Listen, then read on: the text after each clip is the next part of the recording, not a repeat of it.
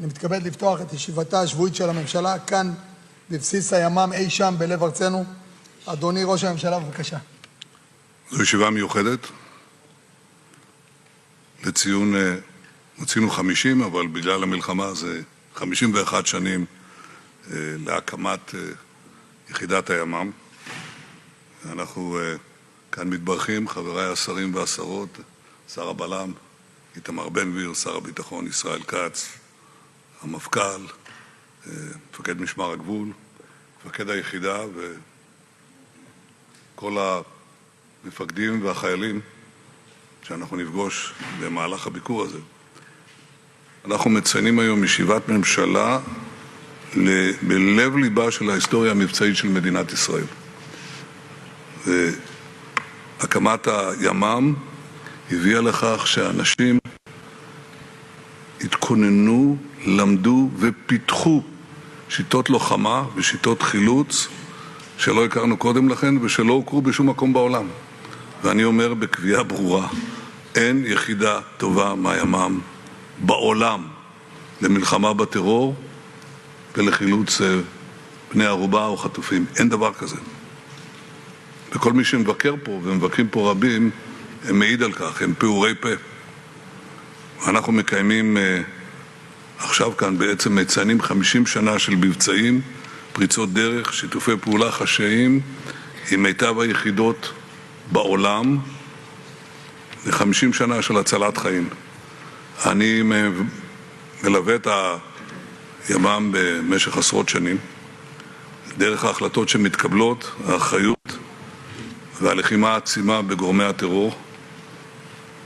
אני כל פעם מתרשם מחדש מההתקדמות משנה לשנה, לפעמים מחודש לחודש, וגם מההמצאות, מהתושייה, מהדברים שמשנים את פני המערכה ובעצם מפתיעים את האויב. בפברואר וביוני השנה קיבלתי יחד עם הצמרת הביטחונית שלנו החלטה על 2 מבצעי חילוץ, מבצע יד הזהב ומבצע ארנון.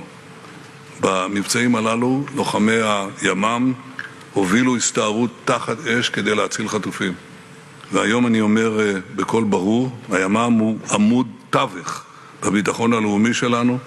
אנחנו מחויבים ליחידה הזאת ואנחנו ניתן לה את כל הגיבוי והאמצעים כדי להמשיך לעבוד בעצם חוד החנית של הלחימה בטרור של מדינת ישראל.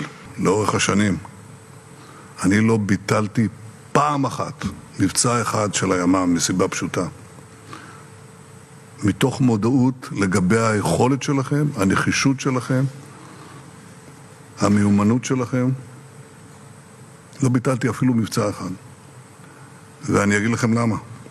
כי אני סומך עליכם, עם ישראל סומך עליכם, ממשלת ישראל סומכת עליכם, וממשלת ישראל ועם ישראל מצדיעים לכם. כל הכבוד לכם. ישיבת ממשלה נפתחת, חברי השרים, באופן חגיגי ביותר, בסימן 50 שנה להקמת הימ"מ, היחידה הלאומית המיוחדת ללוחמה בטרור. שר ביטחון לאומי אני גאה שהובלנו, ראש הממשלה, מהפכות חסרות תקדים ביחס ליחידה הזאת. תוספות שכר משמעותיות, תוספות של 50 תקנים, תוספת תקציבית של 62 מיליון שקלים, רכש, מבצעי, מתקדם ועוד ועוד ועוד דברים. וגם היום, אנחנו לא באים לכאן בידיים ריקות, אנחנו מביאים כאן בשורה עצומה, אדירה לימ"מ. לוחמי היחידה, כפי שציין כאן ראש הממשלה, באמת עושים מעבר פעולות מסמרות שיער והקרבה אדירה. עצם קיומה של ישיבת ממשלה כאן היא ביטוי להערכה הלאומית הרבה לפועלה ולתרומתה לביטחון המדינה של הימ"מ. הימ"מ, כפי שכולכם מכירים ויודעים, היא יחידת העילית של משטרת ישראל ומשמר הגבול ללוחמה בטרור, השתלטות, פריצה וחילוץ בני ערובה. אני רוצה להזכיר שהיחידה משתפת פעולה באופן הדוק עם כלל גורמי הביטחון, ובהם השב"כ וצה"ל. למעשה, השב"כ וצה"ל מעסיקים את היחידה כל היום, כל הזמן, וכמובן הכל בתיאום איתנו.